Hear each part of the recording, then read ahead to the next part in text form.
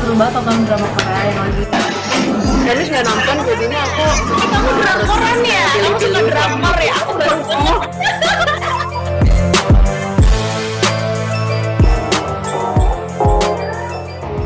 Itulah sederet pesohor tanah air yang ikut demam menyaksikan serial drama Korea. Bahkan tak sedikit yang hanyut masuk ke dalam cerita drama-drama tersebut hingga meneteskan air mata. Suka atau tidak, drama Korea memiliki banyak dampak bagi pecintanya, baik dampak positif maupun dampak negatif. Drama Korea biasanya hanya terdiri dari 16 hingga 20 episode. Tak jarang para penonton drama Korea rela menghabiskan banyak waktu untuk mengikuti kisahnya sampai akhir secara maraton atau biasa disebut dengan binge watching. Alhasil segala cara dilakukan, mulai dari menonton semalam suntuk, menyaksikan melalui telepon genggam dimanapun saat berada, hingga memanfaatkan waktu saat beristirahat. Ya, pemicunya adalah akibat rasa penasaran pada akhir sebuah cerita. Perilaku adiksi akan suatu hal termasuk menyaksikan drama Korea disebabkan oleh hormon dopamin. Salah satu zat kimia di dalam otak yang berperan memengaruhi emosi. Saat seseorang mendapatkan sesuatu yang disenangi, biasanya memiliki kecenderungan untuk mengulangi hal yang sama. Para penonton drama Korea tentunya sepakat. Kesenangan itu tak bisa didapat jika hanya menonton satu episode saja. Maka tak heran jika banyak penonton drama Korea begitu menyelesaikan menonton satu episode, timbul rasa keharusan untuk menyelesaikan episode-episode berikutnya. Sepertinya, para serial maker ini tahu betul cara memikat target audiens yang mereka tuju. Hal ini pun diamini oleh psikolog klinis dewasa Wiwit Puspitasari Dewi. Jadi sebenarnya gini, setiap orang, mungkin orang yang nonton drama Korea pasti mungkin punya alasan masing-masing kenapa dia menonton drama itu. Bisa aja karena aktornya, bisa aja karena ceritanya. Drama Korea kan lumayan banyak tuh drama-drama yang membahas profesi tertentu, jadi dia tertarik seperti itu. Tapi pas dia nonton, seseorang tuh bisa aja menjadi merasa sangat terkait dengan aktor-aktor yang ada di dalamnya. Kenapa? Pertama, bisa saja aktor itu atau tokoh atau karakter itu menggambarkan dirinya. Jadi dia merasa, oh ini sebenarnya mirip dengan kondisi saya gitu, sehingga dia bisa merasa relate atau terhubung gitu. Atau bisa saja orang jadi bisa merasa dekat atau bisa merasa terhubung dengan karakter-karakternya karena misalnya gini, oh ternyata kondisi yang ada di drama itu adalah kondisi yang saya inginkan gitu. Jadi saya ingin tahu dan mungkin mendapatkan emosi yang menyenangkan saat menonton. Atau juga ada orang-orang yang merasa, oh saya dulu pernah dalam posisi itu. Jadi kan merasa ini ya terhubung ya gitu. Jadi mereka makanya bisa merasa dekat sama karakter ataupun aktor yang melakukan atau berakting gitu. Dan juga kan sebenarnya bedanya drama sama film, kalau film kan cuma sekali selesai nih gitu. Kalau drama kan kita mengikuti beberapa episode, jadi kita tahu ceritanya.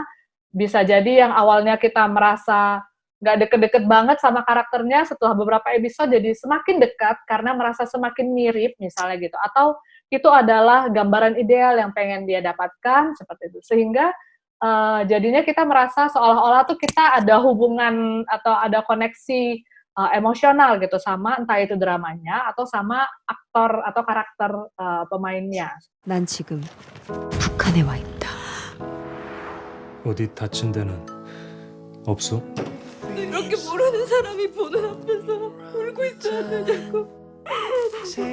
곧 좋아질 거요. Keberhasilan drama Korea memengaruhi perilaku kehidupan seseorang tentu tak lepas dari peran para pekerja industri kreatif yang berada di dalamnya. Para penonton dibuat seolah-olah apa yang disaksikannya adalah hal yang terjadi di kehidupan nyata. Padahal jelas, hal tersebut adalah sebuah fiksi yang memang diciptakan. Menanggapi hal tersebut, Wiwit lantas mengungkapkan mengapa seseorang bisa begitu emosional hingga terbawa ke dunia nyata setelah menyaksikan drama Korea. Drama Korea itu pasti dibuat sedemikian rupa gitu untuk membuat penonton senang lah gitu dengan dramanya. Mungkin salah satunya adalah dengan menyusun atau membuat karakter di dalam drama Korea itu menjadi sempurna mungkin yang ada gitu kan. Nah, tadi saya bilang kadang tuh kita nonton drama Korea itu karena ada beberapa tokoh yang tampak sempurna atau sebenarnya kayak gitulah yang kita inginkan gitu, sehingga mungkin saja secara tidak sadar akhirnya membuat kita berubah gitu pandangan terhadap apa yang seharusnya para pria lakukan misalnya gitu, karena di drakor tuh kayak gini gitu, berarti kemungkinan pria-pria lain harusnya bisa dong seperti itu gitu. Nah, tapi yang memang perlu kita ingat sebenarnya adalah itu cuma drama gitu, artinya itu memang dibuat sedemikian rupa gitu. Pengaruh drama Korea terhadap emosi seseorang yang menyaksikannya telah berlangsung di Indonesia sejak awal tahun 2000-an. Ketika itu berjuta pasang mata yang menatap layar kaca berhasil dikoyak hatinya lewat serial berjudul Endless Love yang terbagi dalam beberapa musim. Drama yang berkisah tentang cinta dan ketulusan itu sukses mencuri hati pemirsa Indonesia.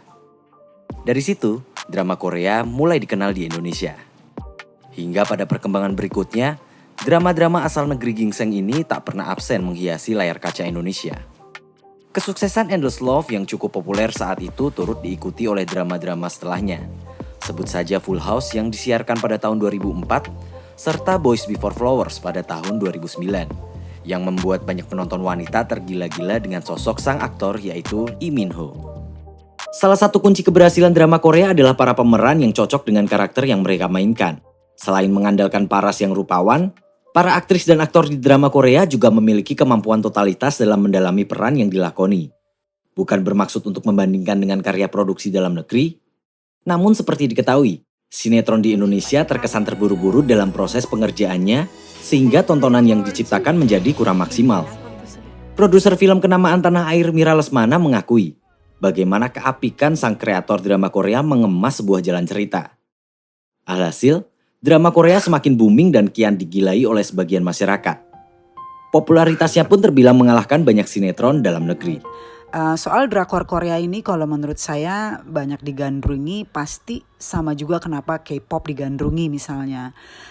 Mereka ini memang sangat-sangat pandai mengemas, membuat penonton gemas atau pendengar K-pop gemas gitu. Packagingnya, ceritanya itu semuanya dibuat dengan sangat serius dan bagus gitu. Mereka tuh jago nulis skrip. Kalau di Indonesia sekarang sinetronnya semua dibuat terburu-buru ya menurut saya. Tidak sampai matang karakternya, struktur dramanya. Jadi mungkin di awalnya kuat tapi lama-lama kendor karena tidak dipikirkan untuk jangka panjang betul-betul gitu. Mungkin karena sangat tergantung dengan rating dan lain sebagainya. Padahal dulu banyak yang bagus-bagus ya, kayak Lost Man, Keluarga Cemara, Sidul gitu. Jadi ya saya tahu drama-drama Korea tersebut, apalagi yang lagi ada di Netflix ya, tapi saya belum nonton, mungkin belum berani, takut nyandu. Kondisi dan kualitas yang menurun menjadi salah satu pemicu beralihnya penonton Indonesia dari sinetron ke drama Korea. Diakui artis Pranava Urubah, jika sinetron dalam negeri tidak ada inovasi dan menciptakan sebuah gebrakan, maka bisa saja sinetron Indonesia benar-benar ditinggalkan oleh penontonnya. Memang sinetron Indonesia kalau dibandingkan dengan sinetron weekly zaman dulu memang kualitasnya sangat berbeda. Dimana dari segi cerita, dari pengambilan gambar, terus dari plot twistnya itu juga masih kurang lah gitu. Jadi sebenarnya sekarang ini pada saat masa pandemi ini sebenarnya ini adalah masa yang terbaik untuk penulis-penulis skenario untuk bisa menghasilkan karya yang lebih bagus lagi dan mengangkat cerita-cerita yang memang terjadi sehari-hari oleh masyarakat Indonesia itu sendiri. Invasi drama Korea sepertinya tak main-main. Drama Korea dianggap mampu mendominasi tontonan hingga berhasil mengeksploitasi emosi penontonnya dan menyenggol popularitas tontonan serupa dari dalam maupun luar negeri. 당신을 사랑하니까